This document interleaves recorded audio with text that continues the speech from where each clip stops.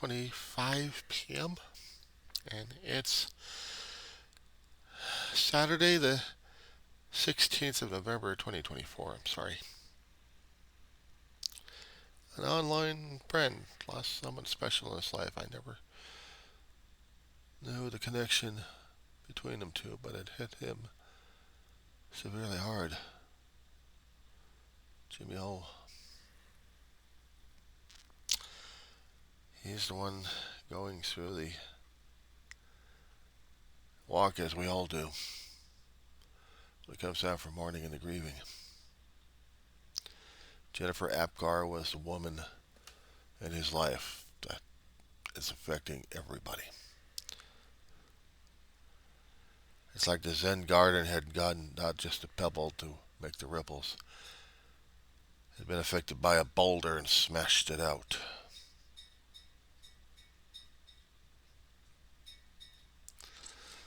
I do my channel of the Diary of a Griever named John Weaver on YouTube too.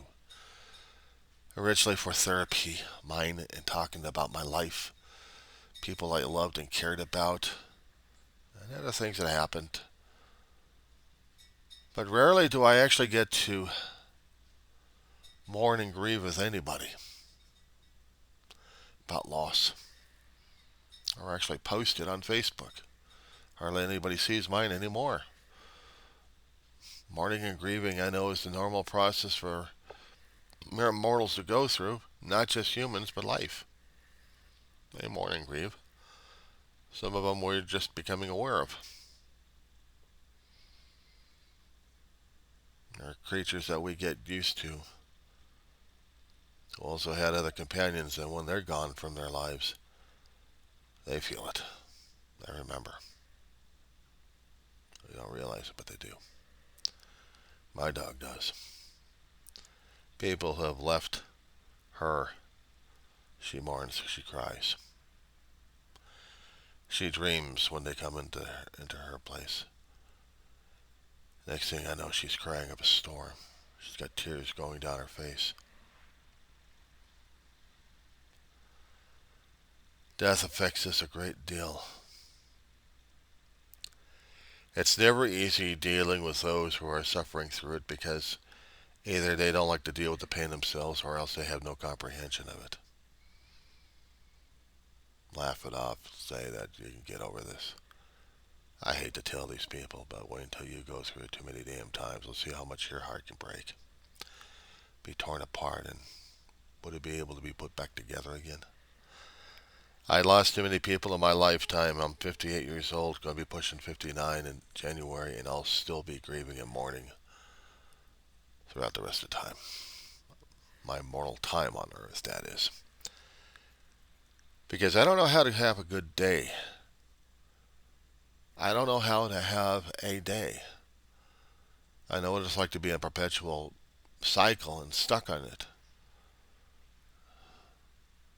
Some kind of control knob stuck somewhere, and I can't get the damn thing to unstuck.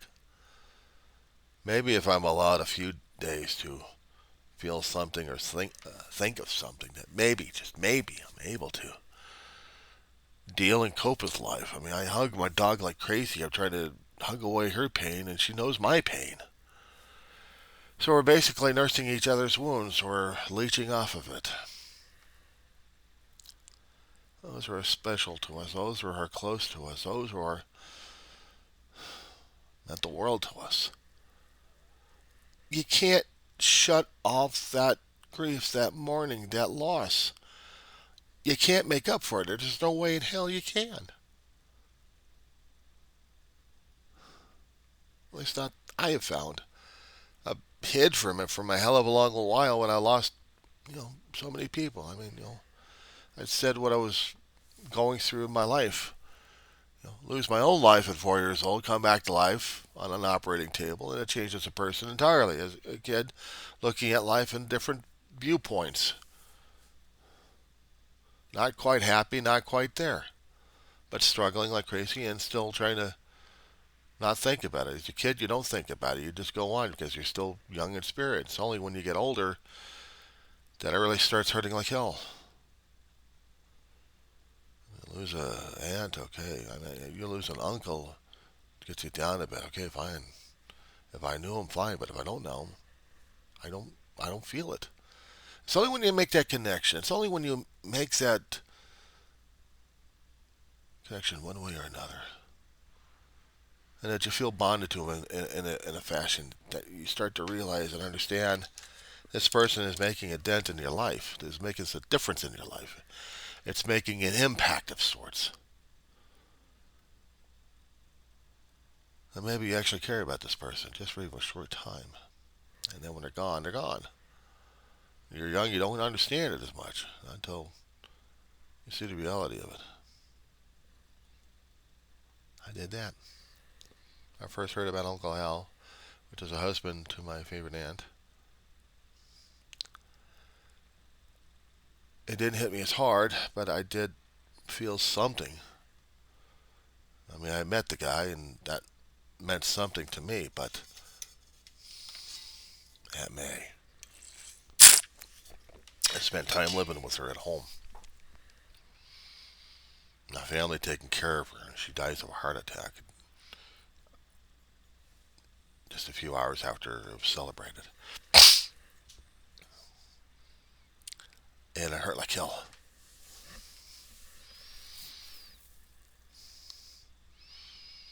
It was the first funeral I've ever been to in my life. Because I had spent time with my aunt and my grandmother at the same time at home as a kid. And they make a difference, make an impact. Especially when you change a grieving heart to someone that actually feels something. My aunt had grieved the loss of her husband.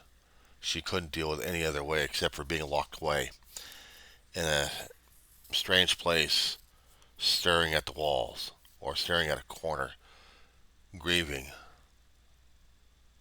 her loved one.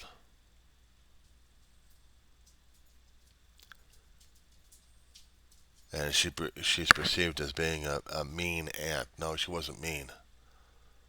She was grieving. She was mourning. She was in pain. And anybody who had gone through it would understand it. I didn't. I didn't realize she was a mean lady. She wasn't supposed to be a mean lady. She was supposed to be a lady of love. But since her love was taken away, yeah, there's a void in there that turns you into something that you don't know what you're looking at. Except for a lady who's angry. Angry at the world, angry at the universe for taking away her love. I mean, as I am right now, I understand it more and more and more of how deeply that love was. Back then, as a kid, I just thought she was a mean lady. I didn't realize Uncle Al's death was affecting her that greatly. I didn't. How was I supposed to know? One day I got up on her lap. She was just looking at me with a hell of a lot of pain, but it looked like anger or something like that. And I grabbed her face. I said, I don't care how mean you are, Aunt May. I'll always love you. It was that moment that I guess that was needed for her to finally cry and mourn that she actually had somebody who cared about her. Someone who she met briefly in her life that would make a difference in her life, the remaining years of it. And she and I became the best of friends.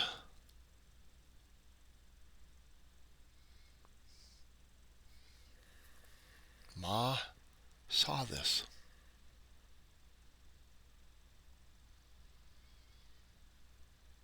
The family in that house saw it.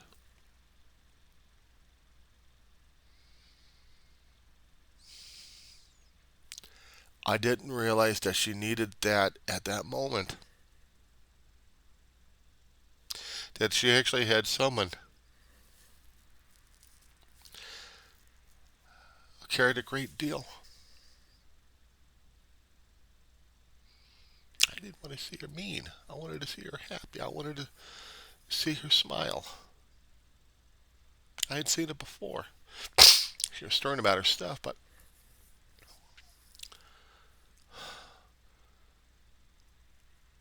when Uncle Al and Aunt May were alive, they had lived in a portion of Oakland. My mother, my brother, and I had taken a trip up to see her and to see one of my mother's brothers over there, Uncle Bill and his family. And the house was kept Victorian.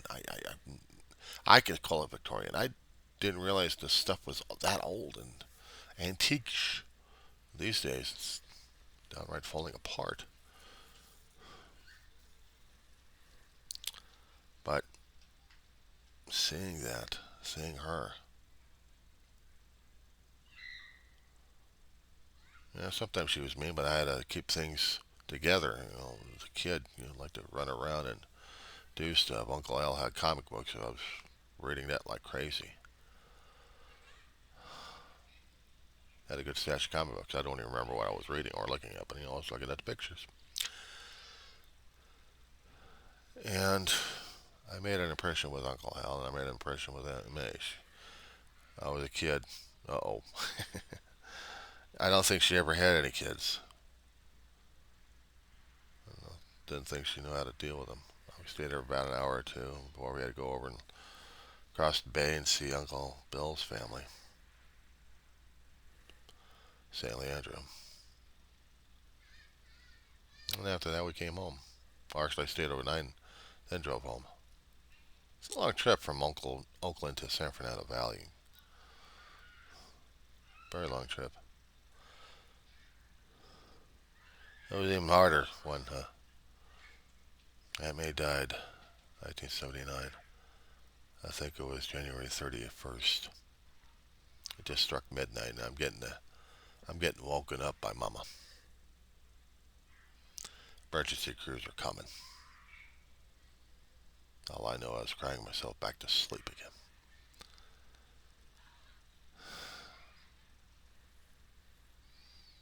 Had to take off from school about 24, 48 hour. Just an overnight stay to deal with Aunt May's burial somewhere. I never knew where she was buried up there, somewhere in the Bay Area. I wanted to know where she was. I still can't find out to this day. Or even where my grandmother was buried. It's right next to her sister. If I could figure that one out, that'd be a little bit better. As an adult, I'd like to have the family buried up there, but I don't know where the hell they're buried at. I hate to see them scattered about.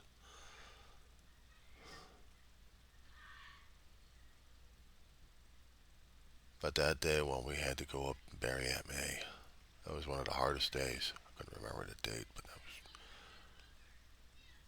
sad. Wanted to make sure everybody else was okay and tried not to show my tears. Had to show them how brave I was by not showing any tears. I ended up in Oakland. Stayed overnight at Motel 6, or cheap ass motel anyway. For overnight, had cookies for dinner. Went over to the viewing. They kept me out of the viewing. They didn't want me to see it. They kept me out in the atrium. So what I did was I stood up on the bench and looked out. I looked through the windows that they actually had, and I saw her. Or what looked like Emma anyway. She looked like she was still in her blue and white house gown. But they had the casket open to see her face. I barely recognized it. I got down, sat down, and cried my ass off. How the hell was a kid supposed to be able to deal with that? Next day we had the funeral. I had to catch a flight out. Came back home. I don't think I was right after that. I was just ending sixth grade and moving from one place to another place. So I got through the junior high first, 10th, what was it, seventh grade, first semester knocked out, living in another place, and then having problems with grandma and mama. And somehow during that time, I had a dream about Aunt May and her blue and white housecoat, living in a new moved-in house in Granada Hills, and then Aunt May's in my dreams smiling at me. There's a countenance around her. I'm trying to get myself going with a toothbrush, and I see her.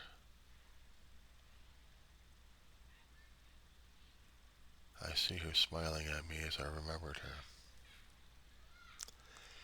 That day, when I went over to junior high, I couldn't function.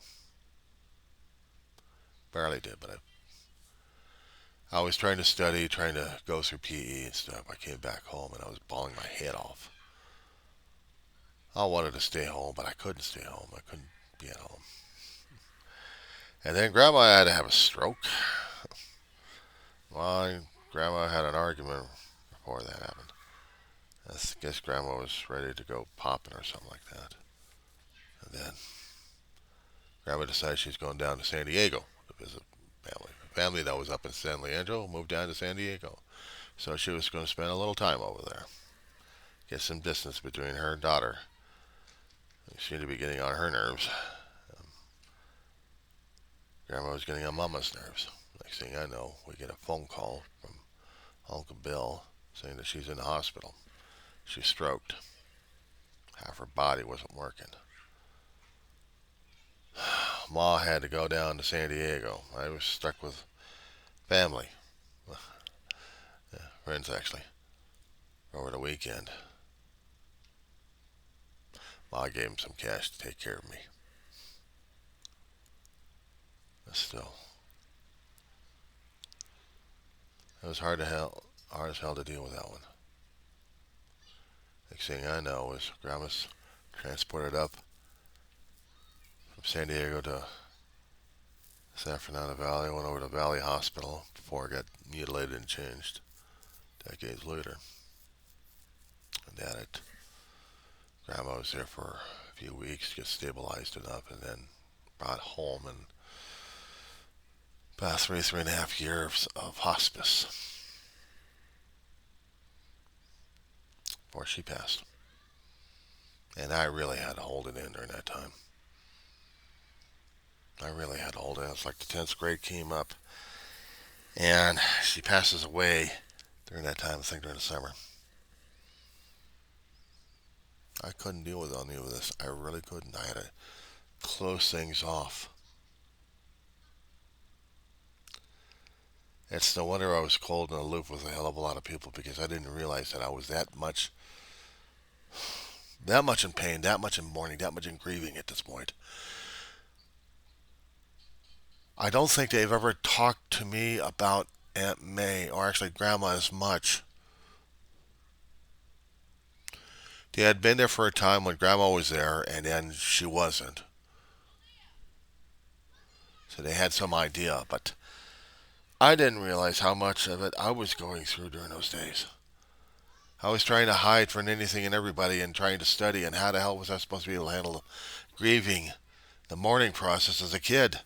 And then living and trying to be and trying to be. I'm surprised I didn't go insane during those days. I'm surprised I didn't go wig out. Grandma's services came up. I mean, how Grandma spent the last couple of weeks in the hospital after a massive one nearly took her out. And then it was just only a matter of time before she had a heart attack, and then boom, she was dead.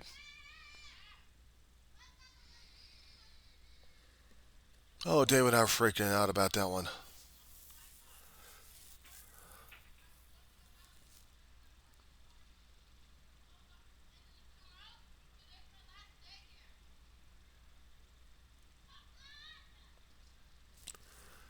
Somebody's going to be moving out of here, out of the apartment complex.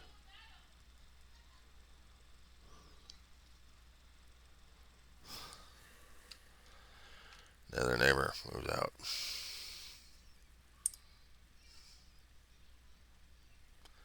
Kids are having their last wig out before they leave tomorrow.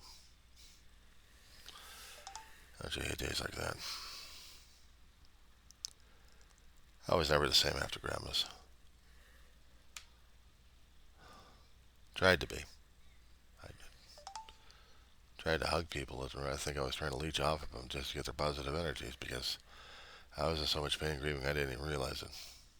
I was in so much pain. It was not even... Nobody ever knew it. Or actually nobody even bothered to know it or look at it. I grew up with it. I grew up not liking death. I grew up not liking life. But I had to struggle for survival. I had to struggle in schools and in colleges and in workplaces. Tried to feel, but always denied the feelings I had inside. Once in a great while they would pop up and I'd cry at home and not realizing what I was crying about. That would happen sporadically, but not all that often. I didn't realize what I was trying to handle. And then,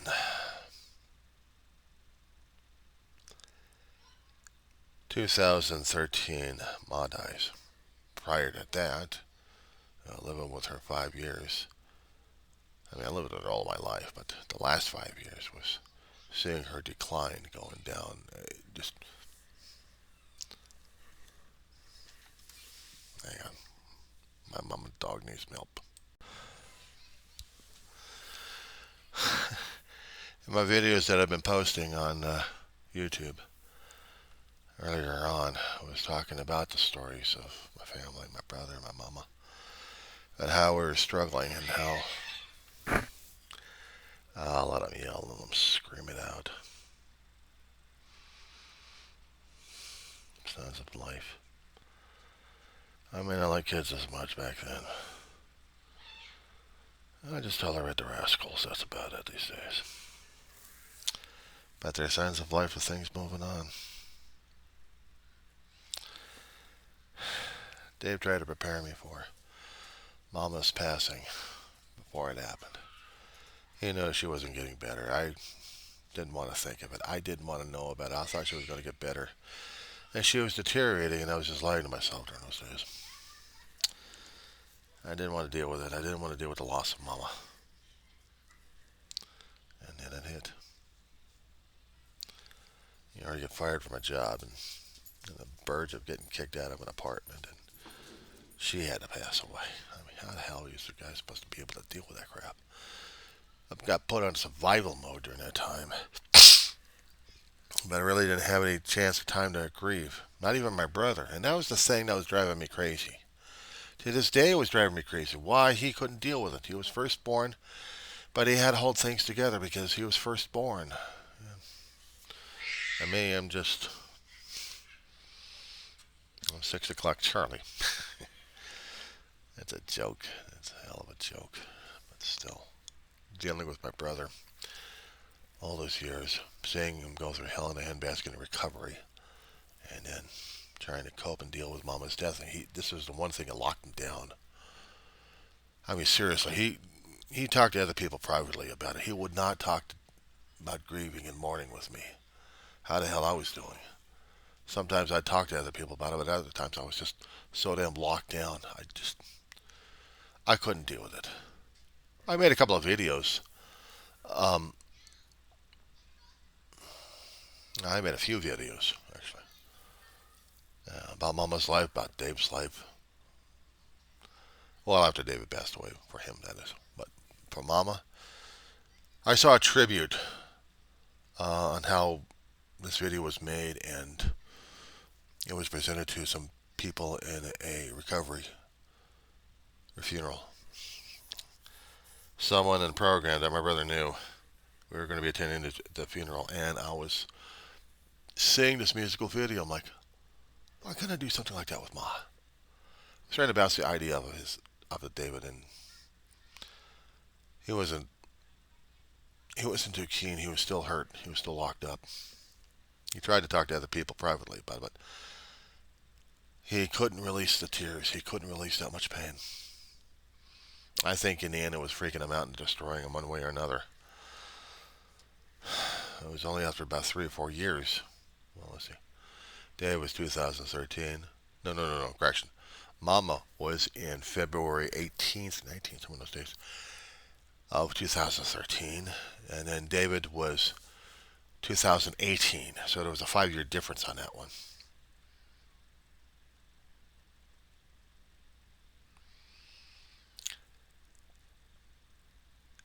And those days I couldn't mourn.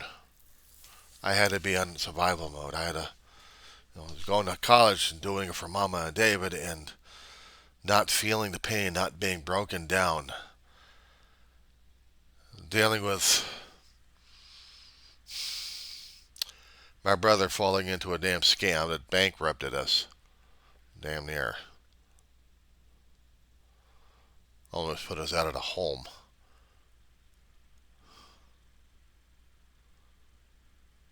When he left, all I could do was just yell and scream at a damn dead corpse. I did want to see his face.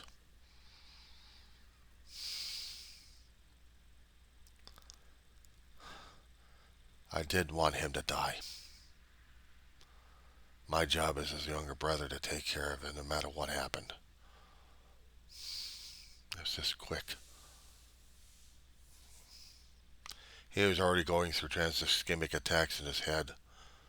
Several of them. It was taking out his motor. It was taking out his mobility.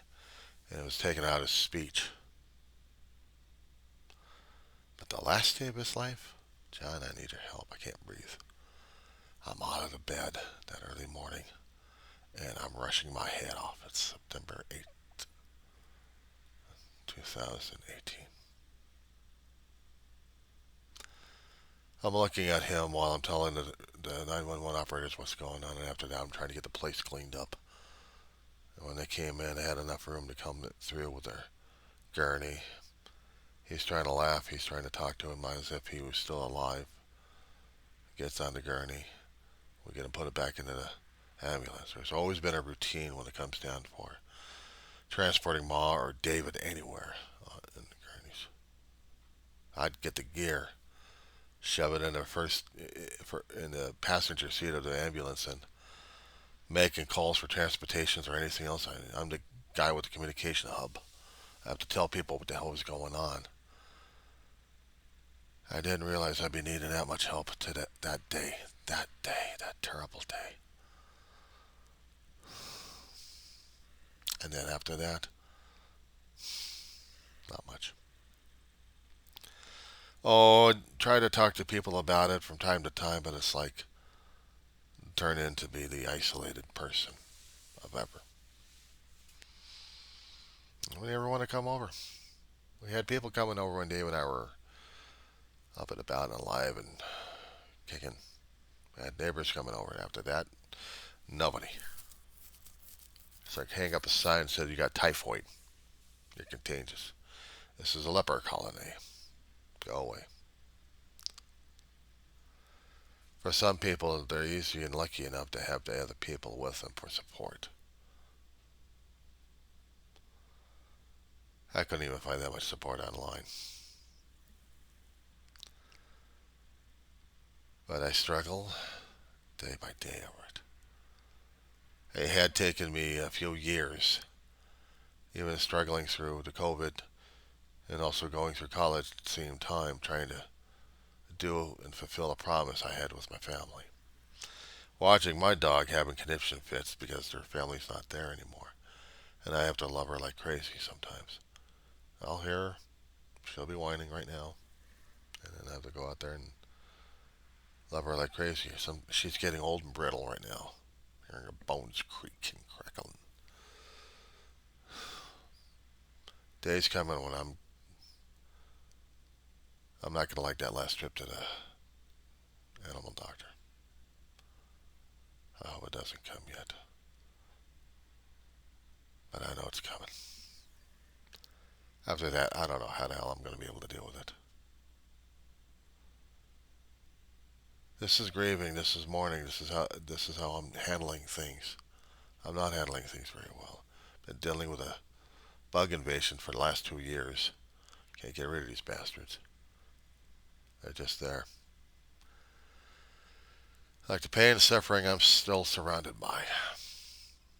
The ashes of Mama still resting over here with several dogs that we've actually had over our lifetime. It's never easy dealing with this. I know the transition scares the hell out of me because I've been through it 3 times. It's not fun. 4-year-old trying to remember that thing, it scares the hell out of them. It scared the hell out of me to I was not remembering it for most of my life, and now bits and pieces are coming back, and it scares the hell out of me. How the hell am I so? How? I don't know how to deal with it. I just deal with it. I survive with the damn thing. But I know there's been other days I've been triggered so damn badly by one thing or another thing, by memories, by sensory, whatever it is, and I can't deal and I can't cope. The depression kicks my ass before and well after I go through a grieving session. Well after I'm crying my eyeballs out. Well after I'm moaning. I'm moaning for my family. I'm moaning for those I've lost. I'm moaning for those I'm coming across who have lost. I'm mourning. I'm moaning. I'm crying. I'm praying and I'm pleading. God forgive me for going through this, but I'm going through this. Yeah, I learned a long while ago that the animal kingdom goes through this thing. Even mammals that swim in the sea and land creatures, air creatures, they mourn. Some are mated for life and they can't cope and deal with it. They live in perpetual moaning and survival mode. After that, forget it. If they have kids, they're lucky. If they don't have kids, end the line. Talking like this to other people. This is never easy. It's never easy. It's not supposed to be. It just is. There's no way of coping with it correctly. You just cope with it. People that mean a great deal to you, you just have to endure. It doesn't matter you're weak, you are weak. And that's alright. That's alright because this is how it is. The animal kingdom's going through it. Why are we special? Why are we supposed to be special with all these damn rituals and behavior patterns? We can't be this way because of. Well, I don't care about your damn because. That's for damn sure. If I'm grieving, I'm mourning, I'm in pain. So I do it in private. But nobody ever comes. Nobody ever comes knocking at the door saying, I heard you. How you feeling right now? Nobody. So I feel for other people's pain. I do. I understand. I feel it. I'm part of it. I'm part of that cycle. Massive accounts of people dying left and right. It is numbing. It is traumatizing. But it's the individualized ones where they actually mean something in your family or to you specifically. Yeah, that I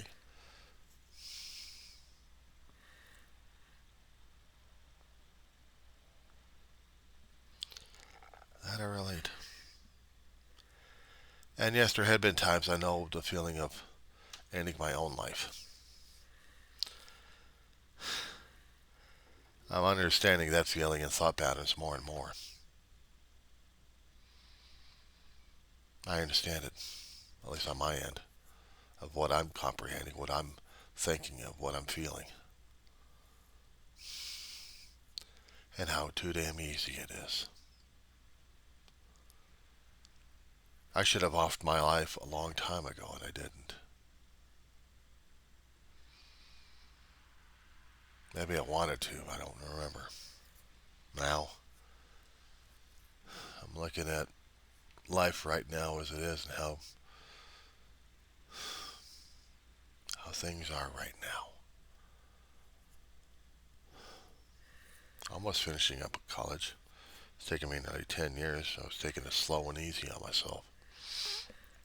I dealt with the COVID bastard, but I never had the bug. Just had to deal with the damn. I had to deal with schools locked down and people doing door dashes like crazy, delivery services, and I've got stuck on that I haven't gotten into the store in a hell of a long while. I wouldn't even know what it's like to walk over to the nearby liquor store just to get a gallon of milk. And I know what it's like to use online a great deal and starting to know these delivery drivers more and more personally. And how do you deal when it's so damn lonely and so damn quiet? How do you deal with the silence? For some it's maddening and others it's just comforting. Stuck with the feelings, you're stuck with the depression, and it doesn't matter. You're just trying to enjoy what's not triggering you. And kids aren't bothering me. Yeah, they'll pound on the door and run away like crazy. That's what kids do. That's why I don't go out there like an old man like I've seen other people do in my past. Let them have their fun. Let them have their games.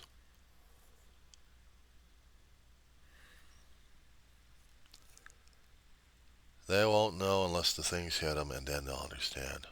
And by that time, I won't be here in their lifetime. And that's alright. At least I hear things happening in my neighborhood. I don't have to freak out as much. And how do you deal with when you're feeling like there's nothing left? I couldn't tell you about that one. I couldn't tell you about that one because I don't know. I haven't been there before. So I'm trying to deal with what's right now. Sun's going down. It's getting darker and darker outside. Movement from other people trying to get their laundry going, or wind's still blowing out there. I don't hear the kids screaming and yelling. They're probably getting their dinner. But how can I tell you, folks, how do you deal with your own grieving? You deal with it. That's the only thing I can say.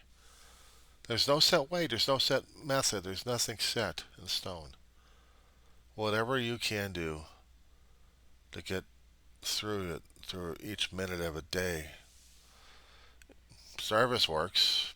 You're always out of yourself, but you still have to take time for yourself to grieve and mourn, to feel, to be absolutely pitifully miserable to yourself, where you feel like you want to die, but you don't want to die because you have to get through the waves. You have to get through it. I mean, you can use different acronyms or different euphemisms or any cliches to describe the damn thing. I've been doing it for years. I lost mom and lost a surrogate mom and leader of the family I was trying to tell you about a long time ago, and even understand. And that really, really hurt like hell. It's like ripping out two hearts out of my chest when I'm supposed to have one. And if that wasn't bad enough, losing a favorite bud of mine, a dog, and that's another portion of my body parts out. And then Dave, oh shit, I might as well just squish the brain and just call it a day.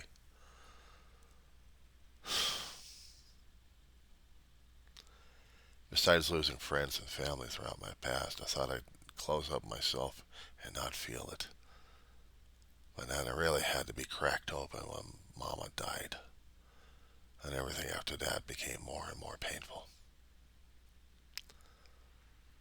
How am I dealing with it? When I get that depressed, nothing else matters and I have to sleep this stuff off. Sleep to hide it and get my body, my brain reset. My spirit's already in pain right now as it is. There's nothing in the world that's going to solve it or get rid of the pain. I have to live with it. I have to live with the knowledge that the people I loved and care about are gone. There may be others who still recognize me and remember me. Fine, be that way. And other people are lucky enough, not me. They can have other people, but me, I don't know how the hell I'm going to be handling it. My mama goes. I don't know. I'm not trying to figure it out. I'm still trying to deal with what I've got right now as it is at this moment. That's the only thing I know how to do. And if you're going through it right now, whoever watching this tape, yeah. I mean, at first I went through support groups online. There she goes. There goes Mama. She's, come here. She's standing in the shadows and that. Come on, honey. She sees my fingers. She barely sees my finger. Come on. Come on. Oh, come here. You're all right, sweetheart. Come here. Get you on camera here. Come on. Come here, honey. Come on. Come here. I got you. She's feeling it.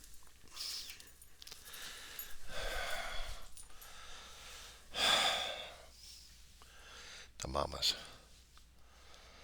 She had a kid when she was a lot younger. We had to get rid of him. But she was a sweet kid. She had the mamas stuck with her all this life.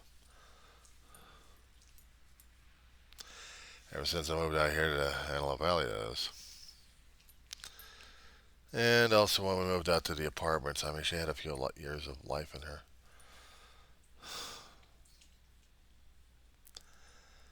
She's an old dog. I think she's pushing some age. She's old, she's brittle, she's blind, she's somewhat deaf. But she knows, and her nose knows.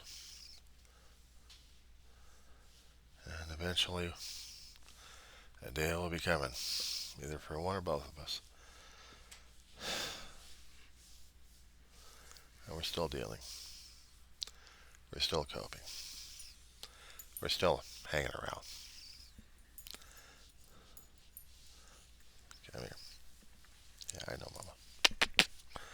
I know, sweetheart. That's all right.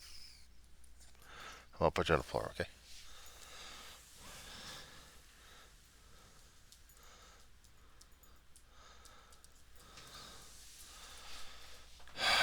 Can't take her outside anymore. She can't navigate her way. I'm afraid of losing her. Pee pads are on the floor, so take care of her that way. But I try to give her a lot of love. A lot of love. The only thing I got left is love for her, but after that, I don't know what happens to the spigot. Meanwhile, I know there's other people I know online that are the same stage I am. And I've been dealing with death ever since 4 years old. It's never been the easiest damn thing for me to deal with. I've been closed off from everybody, even my own damn family. It's taken me years just to get to a point where I can express a hell of a lot of love for them. Well before they passed. But in order for me to feel comfortable with death, I've never been able to be feeling comfortable with death. After you've been through it once or twice or 3 times.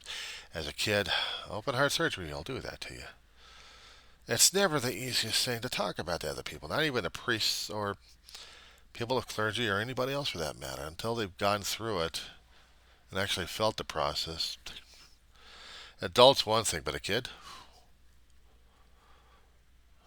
I must have been one of the special ones they kept saying. My brother handed a note to the doctor when I was 4 years old. We were about 7.5, 8 years difference. And the doctor said, please, doctor, don't let my brother die. He saved a note, handed it to, I guess, sometime. He had that letter handed back over to Ma. She kept it. And yeah, I was saved.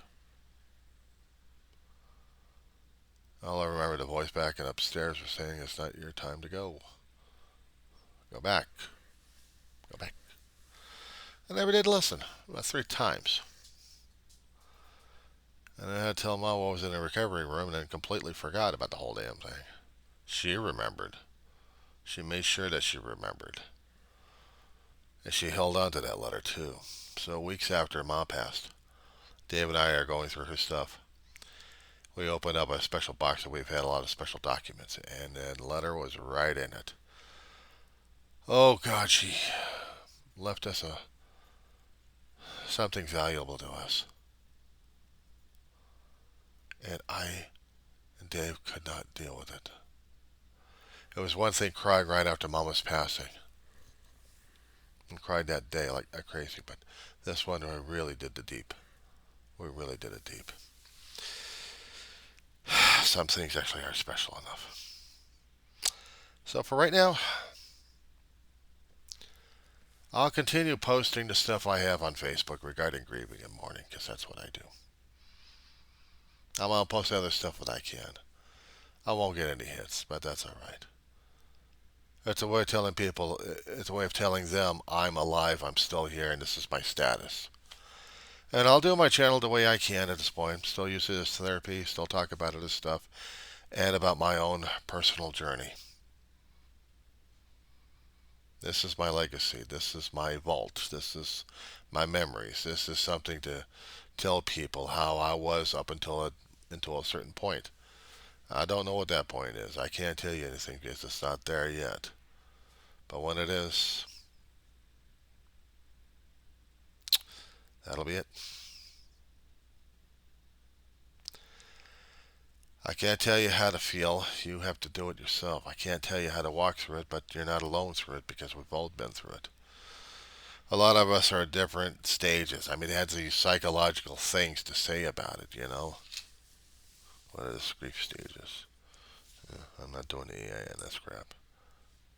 What I am going to be doing is the typing things in. Ye gods, how can you do that kind of technology? But I am. List grief stages. So, the psychological milling crap.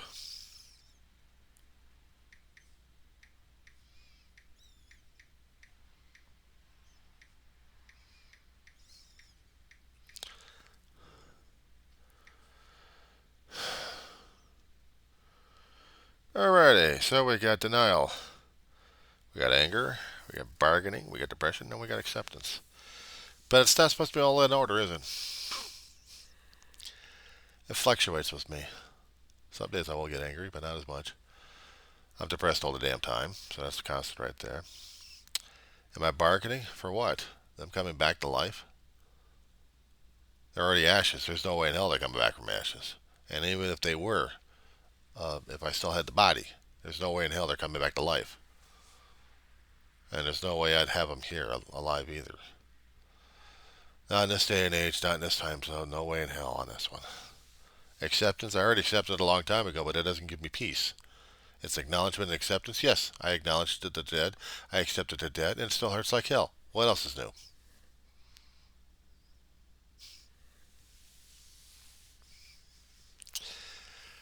Let that sink in, guys.